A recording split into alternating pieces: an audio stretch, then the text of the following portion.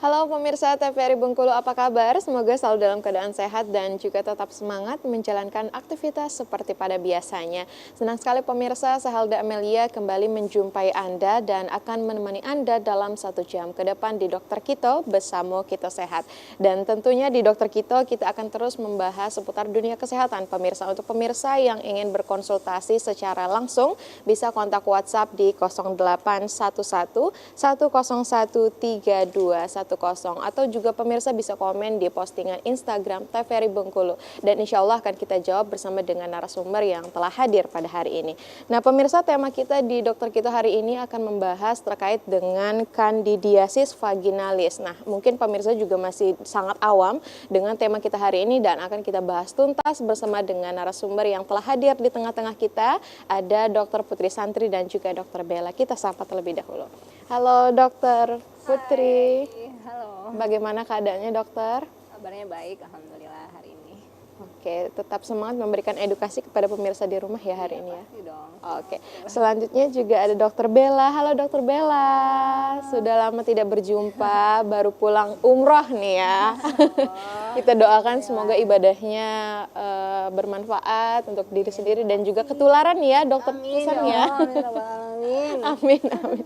Oke, hari ini kita akan membahas terkait dengan materi yang sangat menarik Dokter Pusan, yaitu terkait dengan kandidiasis vaginalis. Terkait dengan pengertian dari kandidiasis vaginalis ini sendiri, sebenarnya apa sih yang mungkin mudah untuk dipahami oleh pemirsa di rumah, Dokter Putri? Iya, oke. Jadi hari ini kita bahas kalau kata Helda tadi kandidiasis vaginalis ya pemirsa di rumah. Jadi mungkin agak ribet ya kita nyebutnya kandidiasis vaginalis. Jadi mungkin kita sederhanain aja ngomongnya itu infeksi jamur di bagian organ kewanitaan. Nah, jadi nanti akan ada gejala-gejala yang menyertai di kandidiasis vaginalis ini. Contohnya seperti kayak gatal di bagian organ kewanitaannya, kemudian ada discharge atau cairan yang keluar atau biasa masyarakat kenal dengan keputihan. Terus nanti ada gejala lain yang menjadi tanda dan gejala dari kandidiasis vaginalis ini. Perlu diketahui juga bahwa kandidiasis itu kan infeksi jamur, tapi tidak hanya terjadi di bagian vagina saja, tidak hanya di bagian organ kewanitaan saja, tetapi bisa jadi di mulut, di kulit dan lain-lain. Tapi untuk hari ini khusus kita bahas tentang infeksi jamur di bagian organ kewanitaan atau kandidiasis vaginalis kita sebut. Kalau untuk angka kejadian, Dokter Bella, sebenarnya untuk kandidiasis vaginalis atau infeksi jamur sendiri di Bengkulu lumayan banyak atau masih awam juga nih? Iya, jadi sebenarnya infeksi kandidiasis ini khususnya adalah vaginalis ya, ini sangat banyak diderita sama perempuan-perempuan ya, karena memang sebenarnya kita tahu nih kayak keputihan, gatal, tapi nggak tahu nih namanya apa gitu ya. Nanti kalau misalnya udah kita paparkan nih gejalanya apa, terus juga contoh keputihannya bagaimana, itu nanti pasti pemirsa di rumah jadi lebih tahu, oh sebenarnya ini karena jamur gitu. Dan yang paling penting adalah faktor resikonya. Dapatnya dari mana sih ini kok bisa terjadi keputihan yang karena infeksi jamur seperti itu. Jadi kalau untuk angka kejadiannya banyak dan itu sebenarnya bisa diselesaikan di vaskes pertama di puskesmas. Kalau datang ke puskesmas nanti pemirsa bisa dapat obat untuk infeksi jamurnya itu. Jadi bisa selesai di situ dan harus dikontrol juga. Oh, artinya kalau angka kejadiannya lumayan banyak, tapi mungkin bahasa ilmiahnya yang mungkin cukup awam ya? Iya. Oke, baik. Kita langsung saja ke materi pada hari ini karena sangat menarik. Boleh langsung dilanjutkan, dokter. Oke, ini kita bahas tentang kandidiasis vaginalis ya. Jadi infeksi jamur di organ kewanitaan atau kita sebutnya vagina. Nah, ini adalah organ kewanitaan secara anatomi ya, teman-teman. Ini bagian dari vaginanya atau dinding vagina. Nah, yang tadi saya bilang bahwa ada infeksi jamur atau kita ngomongnya itu keputihan ya biasanya. Bentuknya khas kalau misalnya disebabkan karena jamur itu dia kayak keju cottage. Jadi keju cottage itu kayak keju yang warnanya putih, agak lembut kayak gitu. Nah, bentukannya seperti itu ya. Dan ini biasanya keluhan utamanya di pasien itu adalah gatal yang sangat gatal yang luar biasa. Nanti di belakang kita akan bahas sedikit apa perbedaannya ketika keputihan itu disebabkan karena bakteri ataupun karena jamur ya, karena itu nanti obatnya berbeda dan dari gejala juga ada perbedaan. Artinya ini di dinding-dindingnya itu ya dok? Iya di dinding-dindingnya, dan karena ini kan dinding vagina ya, otomatis kalau misalnya jumlahnya banyak dia bisa keluar sehingga bisa menyebabkan rasa tidak nyaman di bagian organ kewanitaan. Makanya kita kenal dengan keputihan karena dia memang akan keluar lewat mulut vagina ya. Oke, nah ini ya tadi secara definisi itu adalah infeksi jamur yang terjadi pada wanita. Nah, untuk infeksi jamur sendiri sebenarnya jamur itu kan jenisnya banyak, tapi kalau untuk kandidiasis vaginalis ini yang paling sering itu jenisnya Candida ya, Candida SPP. Nah, ini yang paling sering menyebabkan infeksi atau pada kewanitaan ya, kandidiasis vaginalis. Tetapi perlu digarisbawahi di sini ada kata-kata bahwa spesies Candida ini dia patogen oportunistik. Artinya sebenarnya dia tidak serta-merta menginfeksi kita terus kemudian menjadi penyakit. Artinya sebenarnya dia kalau dalam batas normal jumlahnya itu dia tidak menyebabkan keluhan ataupun masalah. Tetapi ketika seseorang misalnya salah satu yang paling sering itu imunnya sedang turun, kekebalan tubuhnya sedang turun, kehadiran dari patogen ini, kehadiran dari Candida ini akan menyebabkan permasalahan. Salah satu contohnya ini tadi ya, kandidiasis vaginalis ya. Jadi sekitar 70-80% disebabkan karena Candida albicans namanya, jenis dari jamur yang menyebabkan si kandidiasis vaginalis ini. Oke, ini ya tadi gambarnya. Secara epidemiologi atau angka kejadiannya sekitar 75% wanita biasanya sekali ya, minimal sekali dalam hidup mereka itu mengalami keputihan yang disebabkan karena Candida ini, dan 45%-nya mengalami infeksi berulang. Jadi walaupun nanti misalnya datang ke puskes atau ke mana ya, ke klinik dokter kemudian berobat terus dikasih obat, tidak menutup kemungkinan bahwa infeksi ini tidak terjadi berulang. Kalau nanti akan ada catatan-catatan ya bahwa pasien ini ada faktor risikonya nih, orang-orang yang seperti apa yang berisiko untuk terkena kandidiasis ini ya. Misalnya sudah berobat tapi mungkin kebersihannya kurang terjaga atau mungkin daerah kewanitaannya masih lembab, itu akan ada kemungkinan untuk berulang karena secara data pun dari 75% wanita yang mengalami kandidiasis vaginalis ini 45%-nya, berarti hampir setengahnya ya, itu mengalami infeksi yang berulang. Ini terkait dengan personal hygiene juga, terkait dengan kebersihan secara personal atau perorangan. Ini yang penting juga untuk diketahui bahwa kandidiasis vaginalis ini siapa aja sih orang-orang yang berisiko ya, bukan pasti tapi berisiko untuk terkena penyakit ini. Yang pertama kehamilan ya, ini terkait dengan hormonal. Nanti memang secara discharge memang ada banyak ya keluar di bagian sana. Diabetes ini adalah penyakit kencing manis ya, penyakit kencing manis. Kenapa? Karena penyakit kencing manis, gula itu dia suka ya, misalnya gula itu berteman dengan kuman-kuman kayak bakteri, jamur. Jadi kalau orang dengan penyakit gula biasanya memang sangat rentan terkena, kalau nggak penyakit jamur, infeksi bakteri. Itu dia berteman, berkawan baik begitu.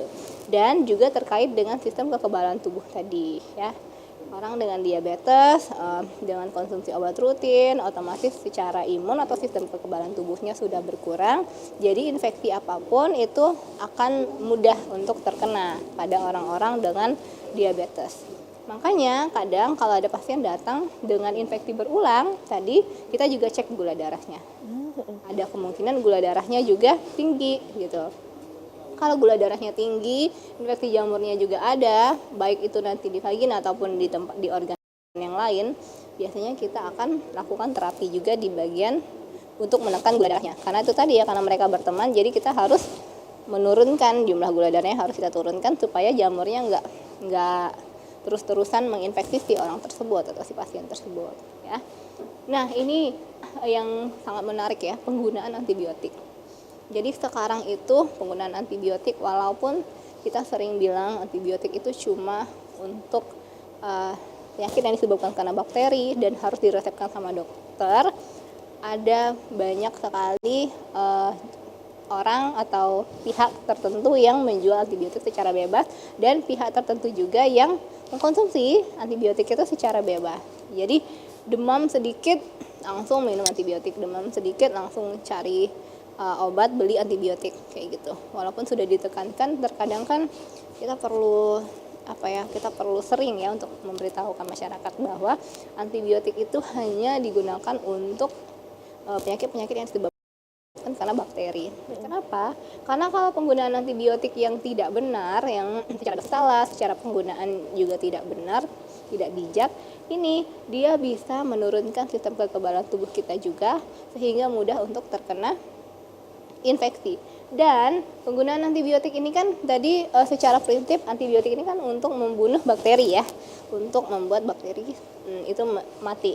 Nah, kalau kita balik lagi ke gambar ini, ke gambar organ kewanitaan, di sekitar sini ya, di organ kewanitaan kita itu ada yang namanya flora normal. Flora normal itu adalah bakteri yang menjadi penjaganya. Bakteri baik lah ya. Ya, bakteri baik, benar. Bakteri baik atau satpamnya lah ya. Yang kalau misalnya kita ada kotoran, bakteri itu tidak menyebabkan suatu penyakit. Nah, tapi kalau kita konsumsi antibiotik nih, antibiotik yang secara bebas, tidak sesuai dengan indikasi, bisa jadi antibiotik ini membunuh atau menghentikan si bakteri baik tadi. Akhirnya kita nggak punya lagi satpam atau penjaga yang menjaga daerah kewanitaan kita. Begitu. Sehingga akan mudah terkena infeksi yang lain. Salah satunya adalah jamur yang disebabkan oleh Candida albicans tadi, sehingga menyebabkan Candidiasis vaginalis. Oke, dokter, baik, sebelum kita lanjutkan kita harus jeda terlebih dahulu. Dan pemirsa jangan kemana-mana, tetap saksikan Dokter Kito Bersamo Kita Sehat.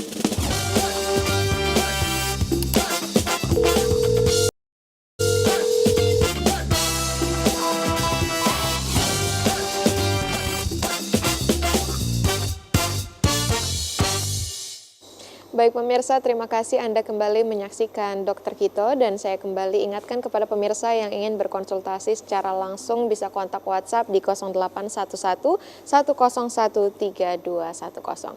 Baik pemirsa, kita kembali ke tema hari ini. Kita akan kembali membahas terkait dengan Candidiasis vaginalis atau infeksi jamur vagina. Tadi juga ada faktor resiko ya dokter ya, sudah ada beberapa faktor resiko, tapi terkait dengan wanita yang masih muda, masih remaja itu yang mengalami keputihan sebelum haid, itu apakah dia termasuk ke Candidiasis vaginalis atau tidak dokter? Oke, ya. Jadi memang terkadang kita itu mengeluarkan cairan ya, maksudnya keputihan. Jadi nanti dilihat lagi seberapa banyak keputihannya, berbau atau tidak, warnanya seperti apa. Itu yang menjadi patokan kita untuk menyatakan bahwa itu sesuatu hal yang tidak normal ataupun normal. Maaf. Jadi memang kalau sebelum menstruasi karena perubahan hormonal biasanya memang ada discharge atau keputihan. Kalau keputihan itu berarti hal yang normal. Ya. Oke, baik dokter, boleh kita langsung Maaf ya. Atau kalau mau minum dulu boleh dokter. Cukup. Saking semangatnya ya. Saking semangat ya sampai batuk ya dokter. Oke, tadi kita bahas tentang faktor risiko ya. Faktor risiko yang menyebabkan Candidiasis vaginalis ini ada kehamilan, diabetes, penggunaan antibiotik, dan sistem kekebalan tubuh yang lemah. Sebenarnya pada intinya yang ini ya, sistem kekebalan tubuh yang lemah. Bisa jadi karena penyakit yang lama, penyakit yang menahun. Penyakit yang menahun bukan cuma diabetes aja ya, ada hipertensi, HIV ya. Kemudian penyakit ginjal dan lain-lain, ada penyakit mungkin penyakit paru juga yang sudah menahun dan harus konsumsi obat rutin, biasanya kaitannya dengan sistem kekebalan tubuh yang lemah. Jadi kalau sistem kekebalan tubuh kita lemah, nggak cuma jamur, bakteri, kuman-kuman yang lain itu gampang menghinggapi kita. Dan sistem kekebalan tubuh yang lemah ini bukan cuma terkait dengan fisik. Kadang kalau kita ada masalah secara psikis, itu juga bisa menurunkan sistem kekebalan tubuh kita juga. Jadi jangan stres ya dokter. Stres, santai. Santai aja. Ya Allah. Oke, next kita akan ngomongin tentang penyebab. Oke, ini secara mikroskopis ya, karena kan nggak bisa kita lihat secara mata telanjang jamurnya itu bentuknya seperti apa. Jadi bentuknya seperti ini, nggak panjang-panjang kayak benang kayak gitu, ada bulat-bulatnya. Nah, ini tidak cuma ada di vagina ya, tidak cuma di organ kewanitaan, tapi juga bisa di tempat yang lain. Mohon maaf ya, kalau misalnya dua orang misalnya suami istri ya katakanlah, kemudian mohon maaf berhubungan seksual dan ada kontak dengan organ kewanitaannya si perempuan, mungkin itu di mulut atau dimanapun, itu bisa saja menyebabkan infeksi di pasangannya gitu. Tapi ya maksudnya jadi kalau misalnya ada seorang wanita ada kandidiasis vaginalis kemudian melakukan hubungan seksual dan tidak bersih, maksudnya secara personal hygiene-nya kurang, itu bisa saja menginfeksi si pasangannya, baik itu di berarti mulut ini ataupun di kulit. Mengakibatkan infeksi kepada yang lain itu menular atau tidak, dokter? Ya menularnya bukan langsung kayak kita duduk deketan menular kayak gitu, enggak, tapi ketika ada kontak dengan cairannya tadi, discharge-nya tadi, dengan keputihannya tadi. Kemudian ada kontak dengan mukosa. Mukosa itu bisa saja di mukosa organ intim ataupun di bagian mulut atau di bagian mata yang ada mukosa ya. Nah, itu bisa saja menyebabkan infeksi jamur juga pada orang tersebut. Oh, tapi tidak langsung yang terkena secara langsung seperti itu, dokter?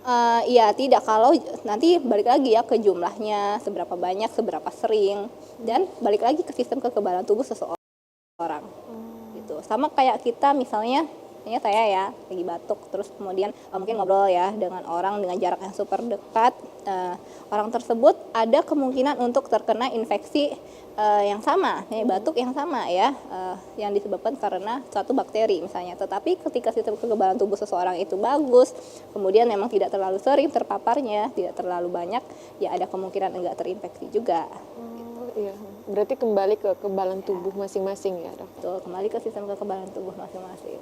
Oke, ini tadi ya ada kehamilan terkait dengan perubahan hormon, diabetes terkait dengan jamur dan jamur dan sistem kekebalan tubuh yang memang saling berteman ya. Kalau kekebalan tubuhnya berkurang, jamur akan mudah menginfeksi. Dan juga karena gula, diabetes ya, karena gula itu berteman dengan bakteri dan juga jamur, jadi meningkatkan kemungkinan atau faktor risiko terkena kandidiasis vaginalis. Penggunaan antibiotik karena bakteri yang harusnya melindungi organ kewanitaan kita, tapi karena kita konsumsi antibiotik yang tidak sesuai indikasi, jadinya malah terkena infeksi ya, infeksi jamur. Tadi sistem kekebalan tubuh yang lemah, penggunaan pil KB sesuai dengan ini tadi ya, hormonal juga, antibiotik dan kondisi medis tertentu. Kondisi medis tertentu yang paling sering biasanya itu adalah orang dengan penyakit HIV ya. Biasanya orang dengan penyakit HIV kita juga ceknya itu secara menyeluruh ya, gulanya ya, kemudian hepatitis dan juga infeksi-infeksi yang lain. Karena orang dengan HIV memang sistem kekebalan tubuhnya jauh berbeda dengan orang yang tidak terkena, dan itu mudah dikenai atau mudah terkena penyakit infeksi pada pasien dengan HIV. Jadi bukan untuk dihindari, bukan untuk dibenci ya, tetapi untuk kita lebih edukasikan untuk memeriksakan diri lebih banyak lagi gitu. Lebih banyak apa yang harus diperiksakan itu lebih banyak lagi secara darah ataupun yang lain. Ya, karena penderita dari HIV juga banyak yang dikucilkan ya, dok? Iya, jadi kita tuh kalau kita ngobrol kayak gini, kita menyampaikan fakta ya, bahwa memang orang dengan HIV itu sistem kekebalan tubuhnya berkurang atau melemah. Cuma justru itu menjadi pegangan untuk kita dalam tanda kutip mengasihi ya, maksudnya mengasihi itu berteman untuk tidak memberikan stigma yang negatif kepada orang tersebut. Karena HIV bukan cuma karena itu ya, bukan cuma karena disebabkan kesalahan ketika berhubungan seksual dengan banyak pasangan, tetapi juga mungkin dari darah, kontak dengan apalagi tenaga medis itu juga punya risiko besar ya untuk terkena penyakit itu, karena kan berkontak dengan darah pasien begitu. Jadi intinya kita harus mengencourage semua orang untuk bisa memeriksakan diri, apapun keluhannya, apapun penyakitnya, kita tetap berteman ya, begitu. Kecuali kayak kalau misalnya kita infeksi lagi lagi radang, misalnya kita lagi radang nih di mata, ya kita caranya untuk mencegah orang-orang di sekitar kita ya pakai kacamata gitu ya. Oke, kita balik ke topik. Ini tentang gejala dan tanda-tanda dari kandidiasis vaginalis. Kandidiasis vaginalis yang paling sering, yang pertama keputihan ya, jelas ya. Keputihannya warnanya putih, tebal, berbau. Seperti tadi yang saya sebutkan, seperti keju cottage. Nah, ini nanti ada lagi jenis keputihan yang dia berbaunya seperti berbau amis, kemudian warnanya hijau, atau nanti dia kayak ada busa-busanya. Nah, itu nanti penyebabnya beda lagi. Kalau yang penyebabnya kandida atau penyebabnya jamur, bentuknya seperti ini, putih, tebal, berbau seperti keju cottage ya. Nah, nanti teman-teman bisa lihat keju cottage itu benar-benar warnanya putih, lembut kayak gitu, seperti yang ditampakkan di gambar yang depan tadi. Terus ada rasa gatal dan terbakar di area vagina. Jelas ya, rasa gatalnya kadang pasien tuh datang gatal banget dok kayak gitu, gatal banget nggak tertahankan, tapi dia kayak panas juga. Nah, itu kayak rasa terbakar di bagian sana. Jadi biasanya kita akan resepkan nanti jamur. Nah, terkadang pasien itu datang dengan rasa gatal dan terbakar, tetapi yang dibeli atau yang dikonsumsi itu antibiotik. Padahal penyebabnya bukan karena bakteri, malah yang dibunuh yang Baiknya, iya. sapamnya, yang jahatnya tetap tumbuh begitu. Jadinya kan tidak memberikan manfaat. Kemudian nyeri saat berhubungan seksual, mohon maaf ya, ketika pasangan kemudian berhubungan seksual itu rasanya nyeri dan tidak nyaman karena ada itu tadi ya, karena ada keputihan dan dia berbau. Dan kemudian ada perubahan warna atau bau dari vagina, jelas ya, karena dia adanya di dinding vagina, kemudian bisa keluar juga lewat mulut vagina, akhirnya di sekitar situ agak bau dan terjadi perubahan warna. Intinya tidak nyaman ya di bagian bawah, di bagian organ kewanitaannya tidak nyaman, gatal, terbakar, dan berbau. Kalau untuk volume cairannya sendiri seperti apa dokter? Apakah dia banyak? Ya, sebenarnya kita nggak punya patokan berapa mili atau berapa cc-nya pasti ya, tetapi jelas dia akan mengganggu dari segi aktivitas dari si perempuan itu. Misalnya kalau selama ini sebelum menstruasi itu cuma pakai panty liner, cuma pakai satu, tapi kok makin kesini ketika lagi ada kandidiasis vaginalis kok saya harus ganti panty linernya berkali-kali ya. Nah, berarti kan itu sudah ada discharge yang terlalu banyak gitu. Untuk volume pastinya memang belum ada, tidak ada secara pasti berapa mililiternya tuh nggak ada. Tapi kita bisa rasain sendiri ketika rasanya harus ganti celana dalam berkali-kali, berarti itu sudah banyak volumenya. Nah, ini tadi sedikit meng-highlight yang penggunaan panty liner dokter. Ya. Banyak yang mengatakan juga penggunaan panty liner pada saat wanita sedang mengalami keputihan itu tidak baik dokter. Sebenarnya gini ya, kalau misalnya itu membuat kamu tidak nyaman atau membuat kamu lembab, panty linernya bikin organ kewanitaannya jadi lembab, kemudian jadi nggak nyaman, ya jangan dipakai. Tetapi ketika itu misalnya tadi dalam keadaan keputihannya banyak, nggak mungkin kita pakai celana dalam aja, pasti kita harus pakai alas kan. Nah, itu boleh digunakan. Sebenarnya balik lagi ke awarenessan sendiri tentang diri sendiri sih. Ketika misalnya terlalu banyak, kemudian kita cuma pakai celana dalam aja, itu kan akan mengganggu dan akan bau begitu. Atau solusinya adalah ganti celana dalam berkali-kali. Ketika ada orang yang sedang bekerja di kantor dan agak sulit untuk melakukan itu, ya nggak apa-apa pakai panty liner aja. Artinya kembali ke diri masing-masing. Ya, yang tidak boleh itu adalah, bukan tidak boleh ya, tidak direkomendasikan, itu adalah penggunaan dari pembersih kewanitaan. Nah, ini menarik nih dokter. Akan kita bahas nanti dokter setelah jeda pariwara berikut ini. Pemirsa jangan kemana-mana, tetap saksikan dokter kita.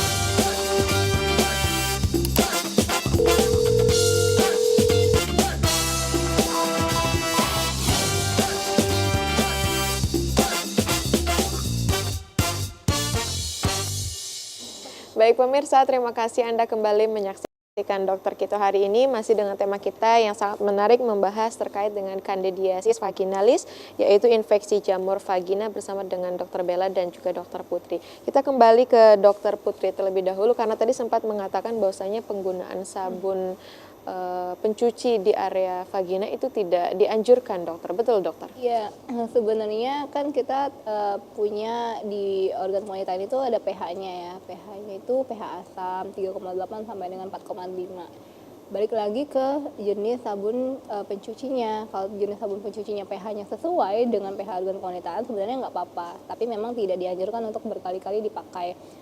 Balik lagi apa hubungannya itu atau kaitannya itu dengan flora normal tadi, flora normal yang ada di organ kewanitaan kita yang bisa saja mati. Satpamnya ya di organ kewanitaan kita itu bisa saja mati sehingga tidak ada lagi yang menjaga di daerah situ.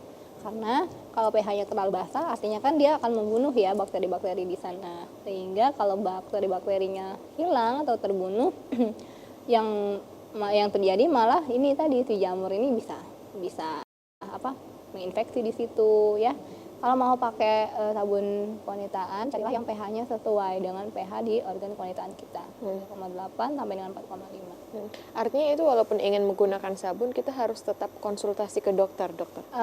Boleh ya. Sebenarnya mungkin ya ketika orang memutuskan untuk pakai sabun kewanitaan, pasti ada keluhan ya sebelumnya sehingga dia memutuskan untuk pakai itu. Jadi apapun keluhannya boleh sampaikan ke dokter, nanti dokternya yang akan menyarankan apakah perlu atau enggak, atau memang perlu diobati secara menyeluruh. Siapa tahu tadi ya, siapa tahu dari keluhan, dari gejala itu malah kita temukannya adalah kandidiasis ini, sehingga yang dianjurkan adalah penggunaan anti jamur, bukan penggunaan si pencuci tadi ya.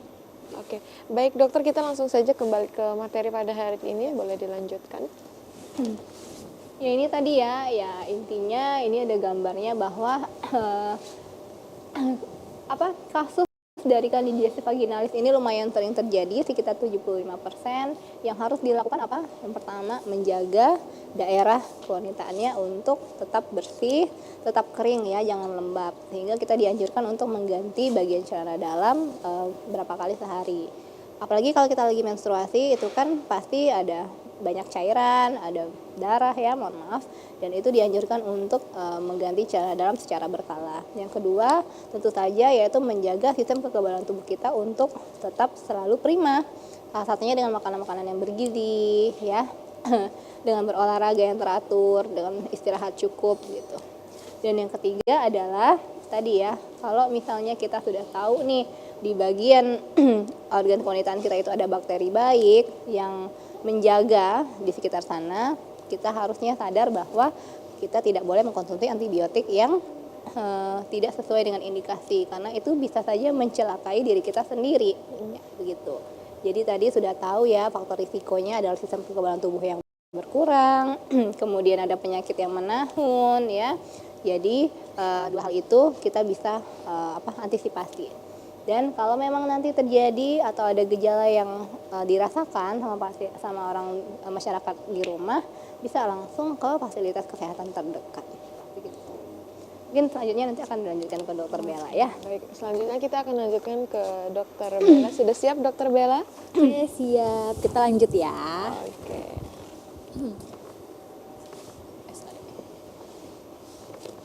Jadi tadi udah panjang ya diceritain sama dokter Putri ya. Nah intinya adalah patofisiologinya itu karena penyebabnya sih, bagaimana perjalanan penyakitnya bisa terjadi gitu ya. Yang pertama itu karena pertumbuhannya yang terlalu banyak. Jadi kandidanya tadi, si bakterinya itu dia tumbuh berlebihan di vagina sehingga yang tadinya ada flora yang normal yang memang harusnya itu ada di situ, karena ada diserang juga sama si kandida yang banyak, jadi itu bisa menyebabkan infeksi kandidanya yang lebih seperti itu. Jadi nggak seimbang, jadi mengganggu keseimbangan mikroflora yang normal di sana. Terus sehingga terjadi karena dia sudah menyerang tuh nggak seimbang nih si mikrofloranya itu. Jadi di sana akan terjadi yang namanya inflamasi. Jadi nanti di situ terjadilah peradangan karena jamurnya yang banyak menyebabkan peradangan. Terus juga karena ada peradangan di sana itu akan menyebabkan gejala tadi. Karena infeksi jamur, kebanyakan dari penyakit jamur itu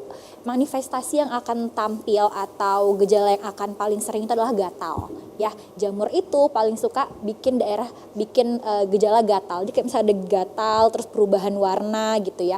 Khusus untuk dia karena di vagina dia akan perubahan warna itu terlihatnya ke keputihan gitu. Kalau misalnya dia di kulit kelihatan nih jamurnya, kayaknya warna kulitnya itu dia akan hipopigmentasi ya. Jadi warnanya itu dia akan lebih putih dibandingkan sekitarnya, biasanya gitu. Biasanya itu penyebabnya karena infeksi jamur. Terus karena memang dia ada proses peradangan di sana gitu ya. Nyeri juga pada sekitar vagina, gatal dan juga rasa tidak nyaman ya. Ketidaknyamanan di sana bikin penderitanya itu garuk-garuk biasanya. Karena gatal ya, Dok? Gatal, karena gatal garuk-garuk terus ya, nggak sengaja garuk-garuk terus bikin lesi baru. Ya. Jadi di sana nanti jadi luka gitu. Luka jadi perih jadi panas gitu ya.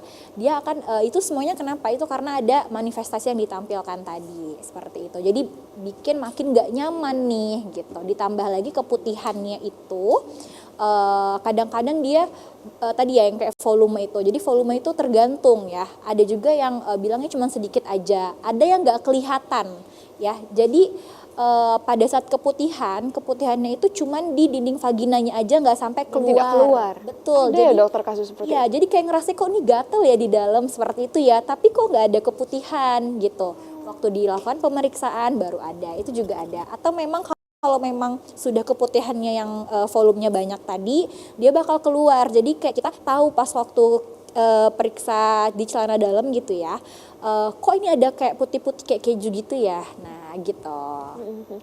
Nah dan juga karena dia ada rasa inflamasi ya, di sana ada peradangan, jadi pada saat berhubungan seksual itu juga lebih kerasa nyeri. Kalau untuk penggunaan celana dalam sendiri sebenarnya ada pengaruh dari bahan dari celana dalamnya sendiri nggak sih, dokter, untuk mempengaruhi si penyakit ini? Iya, jadi untuk celana dalam sendiri yang paling dianjurkan itu bahannya katun ya. Jangan bahan yang sintesis dari karet-karet gitu ya. Intinya adalah dia yang bisa menyerap keringat gitu. Kalau katun kan dia lebih cepat menyerap gitu ya. Terus penggunaan yang dari celana dalam itu yang lebih dianjurkan adalah nggak boleh basah.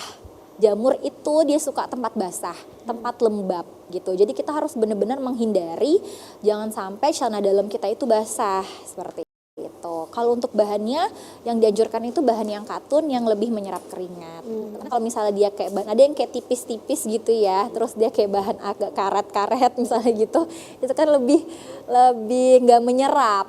Air aja nggak bisa diserap, keringat kita kan air nih, gimana dia ini, jadi nanti makin banyak bakteri-bakteri, keringat itu kan juga ada bakteri-bakterinya seperti itu ya, jadi itu bisa menyebabkan ada infeksi di sana. Dalam pemilihan CD pun kita sebagai wanita harus lebih aware ya, harus lebih detail seperti itu ya.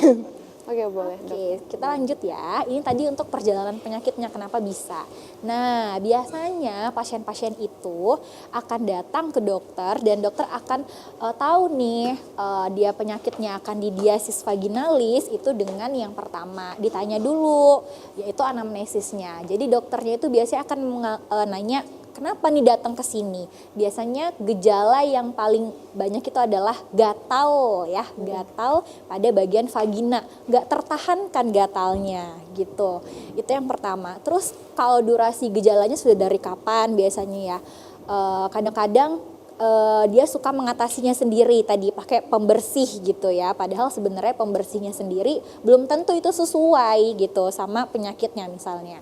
Terutama adalah kandida ini. Terus juga riwayat kesehatan tadi, misalnya apakah dia sedang ada sakit, terus juga apakah ada sakit gula yang sudah dijelaskan sama dokter Putri. Biasanya pasien-pasien dengan sakit gula itu lebih rentan terhadap infeksi jamur ya. Terus juga penggunaan antibiotik apakah ada yang lama dan tidak sesuai atau kurang tepat, dan juga faktor-faktor resiko lainnya. Termasuklah di sini kita akan tanya kalau pasiennya itu misalnya belum nikah, bagaimana dia mengganti celana dalamnya. Apakah setelah dia buang air kecil itu dia dikeringkan langsung atau tidak? Karena itu biasanya menjadi salah satu faktor risiko pada pasien-pasien yang memang dia belum menikah. Betul. Atau memang dia nggak punya faktor lain, misalnya dia nggak ada riwayat sakit gula, seperti itu ya. Jadi kita akan tanya hygiene-nya. Bagaimana hygiene dan kebersihan pada saat dia setelah dia buang air kecil atau buang air besar gitu. Bisa apakah dia suka berkeringat aktivitasnya, terus berapa kali sehari mengganti celana dalamnya. Itu akan lebih ditanya ke anamnesis pada saat pasiennya itu datang gitu. Itu juga bisa mengarahkan ke infeksi jamur gitu ya. Karena tadi jamur itu suka yang lembab-lembab gitu. Nah, selanjutnya udah dapat nih ya, misalnya dapat gejala-gejala yang tadi, akan kita lakukan namanya pemeriksaan fisik. Pada pemeriksaan fisik itu ada dibuka nih area genitalnya ya. Jadi di sanalah kita akan melihat tanda-tanda adanya kemerahan, gatal, dan juga kelihatan di dalam itu ada ini ya, kelihatan di gambar ada yang namanya keputihannya kayak keju. Jadi kan tadi kita bahas ya, kayak keju ini kayak gini pas waktu dibuka dia gumpal-gumpalannya kayak keju. Nah ini bisa hanya di dalam dinding vagina aja di dalam waktu dibuka, atau memang nanti dia bakal keluar. Keluarnya pun juga keputihannya akan kayak warna kayak gini. Keputihannya kayak keju, atau kalau ada juga yang bilang kayak ampas tahu waktu keluar dibuka gitu ya. Ada kelihatan itu ampas tahu kayak gitu. Nah, terus juga sekret putihnya itu dia bergumpal kayak susu basi ya, pernah ya ke atas susu basi itu, terus dia gatal atau namanya cottage cheese tadi kayak keju gitu. Nah, tapi dia sebenarnya ada perbedaan gak sih dok dari yang keputihannya di dinding saja sehingga yang keluar itu sebenarnya ada perbedaan penyebab gak? Nggak ada. Jadi yang dilihat itu adalah jenis keputihannya yang keluar itu.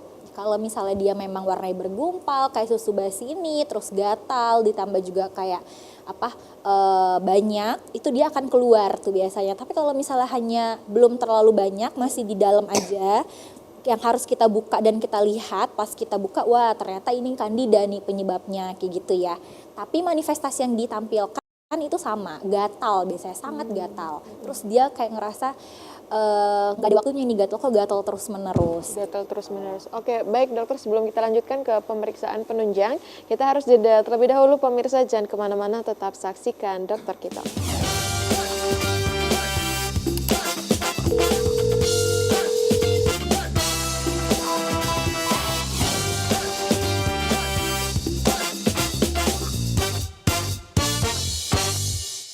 Baik pemirsa, terima kasih Anda kembali menyaksikan Dokter Kita dengan tema kita hari ini membahas terkait dengan infeksi jamur vagina. Kita langsung saja kembali ke Dokter Bella untuk kembali memaparkan materi pada hari ini. Boleh langsung dilanjutkan. Oke, tadi kita udah bahas ya. Sekarang kita tentang pemeriksaan penunjangnya.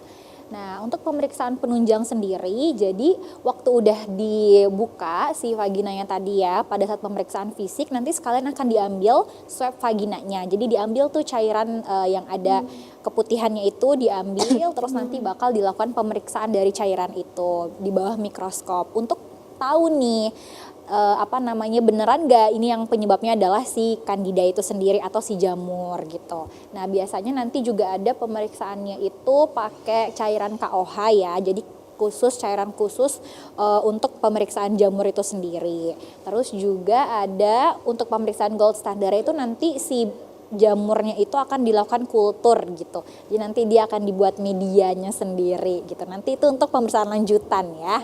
Tapi sebenarnya pemeriksaan lanjutannya ini kalau memang sudah ada gejala dari anamnesis dan juga pemeriksaan fisik sudah terlihat jelas itu adalah kandida, biasanya langsung kita obatin tanpa harus menunggu hasil kulturnya sendiri. Walaupun ini adalah pemeriksaan gold standarnya gitu ya. Dan biasanya juga akan dilakukan pemeriksaan pH nih. Jadi untuk pH dari KKV ini sendiri ya, atau candidiasis ini biasanya itu dia pH-nya masih pH vagina yang normal antara 4 sampai 4,5 gitu. Beda sama kalau misalnya penyebabnya itu adalah infeksi bakteri atau infeksi-infeksi penyebab lain gitu ya. Ini sekedar untuk informasi saja dokter, pemeriksaan pH itu biasanya dilakukan seperti apa sih dokter?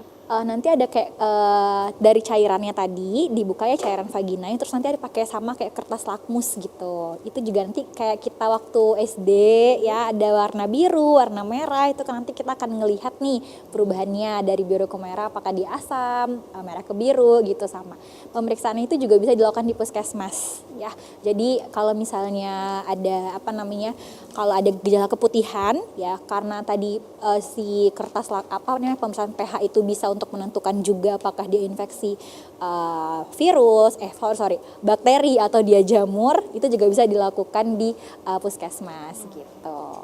Nah sama ya, kalau misalnya tadi pemeriksaan KOH-nya tadi itu nanti bakal kelihatan gambar kayak ranting pohon ya istilahnya kalau di bawah mikroskop nanti. Nah kalau dia di kultur tadi yang pemeriksaan gold standarnya itu akan terlihat kayak ini, ada putih-putih tumbuh jamur-jamur. Ini kelihatan jamurnya, ini jamurnya ya dokter? Iya, ini jamur yang putih-putih hidup di media, di kulturnya ya.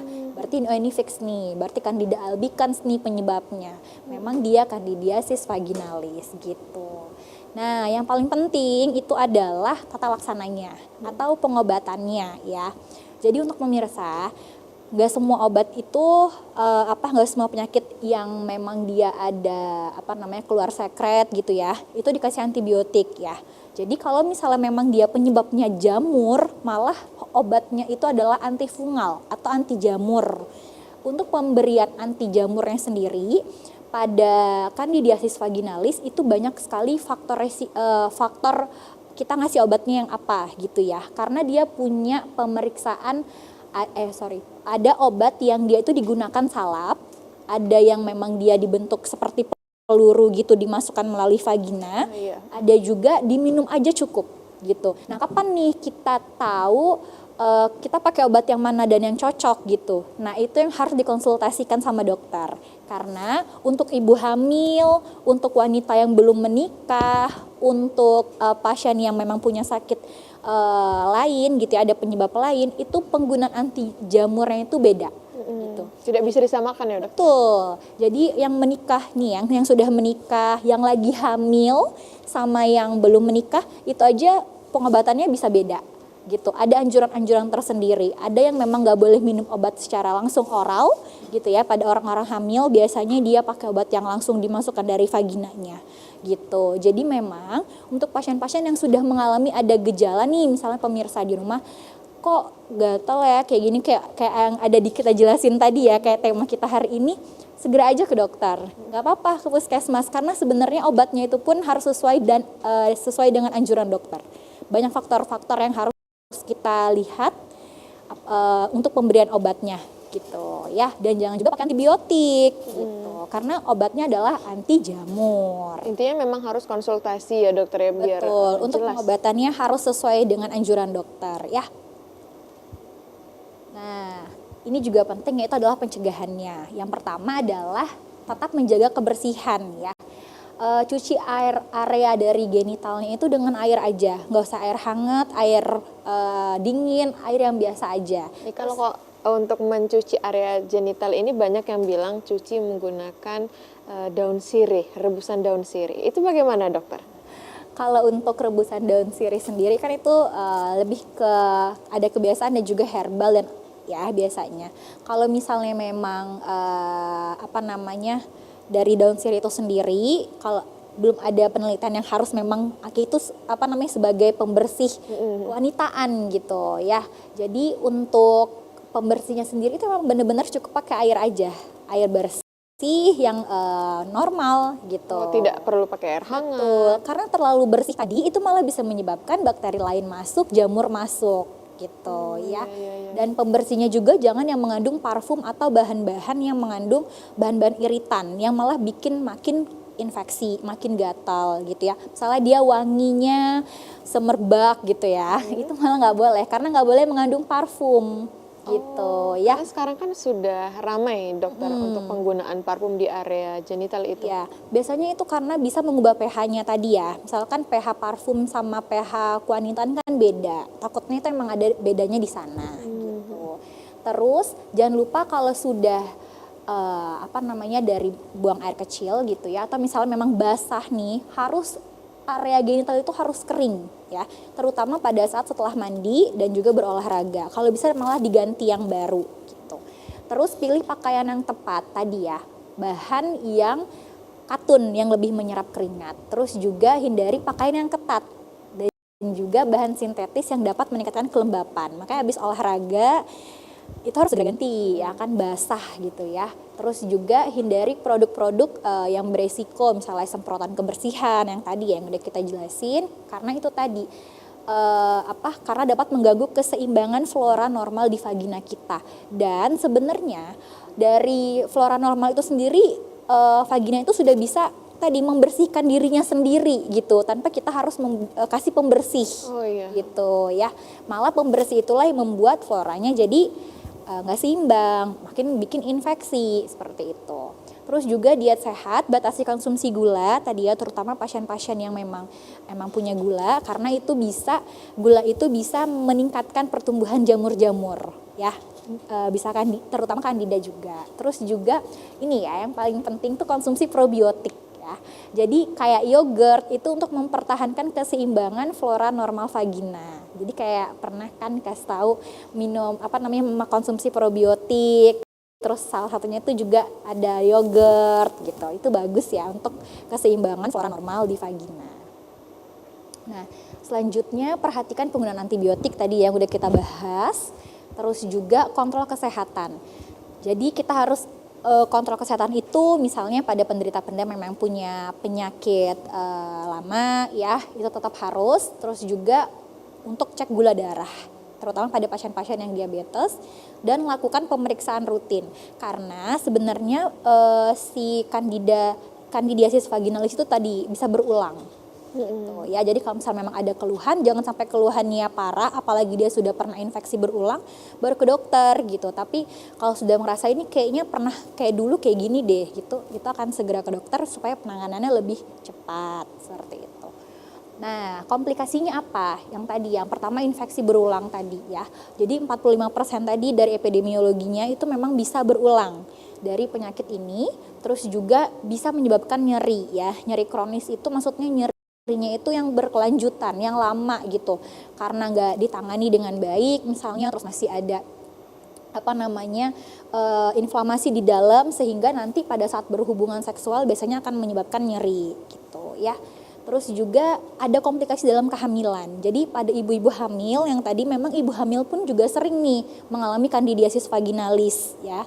Jadi kalau misalnya memang tidak diobati ibu hamil dengan kandidiasis vaginalis, nanti takutnya adalah resiko ke persalinannya. Bisa jadi lahir prematur atau kalau dia memang di awal TM1 gitu ya, itu bisa menyebabkan abortus spontan gitu. Karena pertumbuhan dari jamurnya tadi seperti itu. Itu yang lebih bahaya untuk ibu-ibu hamil. Nah, ini yang paling penting ya. Ciri-ciri keputihan yang normal sama yang abnormal ya. Jadi cewek itu, kalau wanita itu memang dia akan mengalami keputihan yang normal. Kalau yang normal itu biasanya dia berwarnanya bening atau sedikit putih kayak menyerupai putih telur yang mentah gitu ya. Terus juga dia teksturnya encer atau dia kadang-kadang lengket gitu. Tidak berbau. Ini perlu ya untuk kita tahu ini bau nggak ya dari keputihan kita. Terus juga tidak menimbulkan rasa gatal, dan keputihan ini biasanya menandakan bahwa kita ini akan mendekati waktu menstruasi. Oh iya, betul banyak. Ya, ini yang normal ya. Tapi kalau misalnya dia sudah tidak normal, yang paling sering itu adalah baunya tidak sedap, jadi kayak bau busuk atau bau amis ya. Terus jumlahnya banyak, tiba-tiba nggak kayak biasanya. Terus warnanya kuning kehijauan, keabu-abuan, atau dia kayak tadi ya, kayak susu basi, itu juga termasuk keputihan abnormal. terus vaginanya terasa gatal dan nyeri dan juga bisa sampai keluar darah ataupun nyeri pada saat berhubungan. Kalau sudah ke ciri-ciri abnormal, maka harus segera ke fasilitas kesehatan. Baik. Oke, dokter silakan duduk kembali, dokter. Oke, inilah dia materi kita hari ini membahas terkait dengan kandidiasis vaginalis. Mungkin closing statement dari dokter Putri terkait dengan kapan harus ke dokter. Oke, ya. Pemirsa di rumah khususnya yang wanita ya, kita harus selalu menjaga personal hygiene kita, terutama di daerah kewanitaan karena itu rawan lembab, rawan terkena infeksi baik itu bakteri, parasit ataupun jamur. Jadi kalau memang ada gejala walaupun itu sedikit kayak gatal atau ada keputihan, terus berbau, silakan datang ke fasilitas kesehatan terdekat, dan juga jangan gegabah untuk membeli antibiotik ataupun obat-obatan yang belum tentu sesuai dengan indikasi. Oke, baik. Terima kasih Dokter Putri dan juga Dokter Bella karena sudah memberikan edukasi yang sangat penting untuk pemirsa di rumah. Saya Helda Amelia undur diri, terima kasih dan sampai jumpa.